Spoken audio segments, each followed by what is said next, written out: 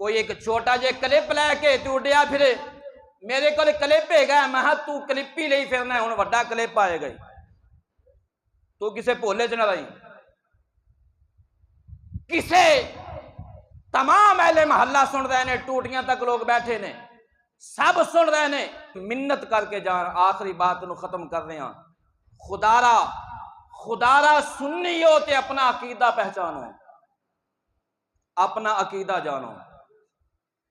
ہر کوئی رافضی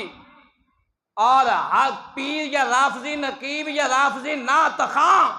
کھا کھا کے جس وقت گدی مضبوط ہو جائے، پہلے سائیکل تے،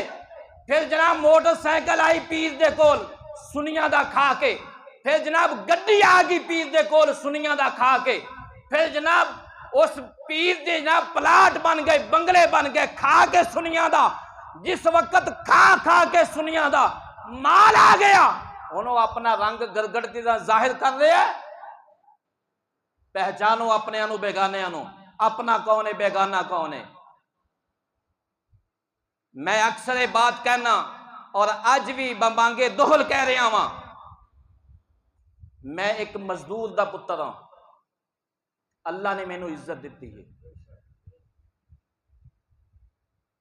مزدوری کرنا جاننا، مگر اللہ نے مینوں عزت دیتی ہے، اے اللہ نے مینوں امانت دیتی ہے مسلح، اے گردن جا سکتی ہے، مسلح دے نال دغا نہیں ہو سکتا، اے سر جا سکتا ہے، منبر رسول دے نال دغا نہیں ہو سکتا، جنہ دے دل و دماغ دے اندر مولوی دی امامت دا کوئی مسئلہ ہوئے، رب کعبہ دی قسم ایسیاں مسیطہ دی امامت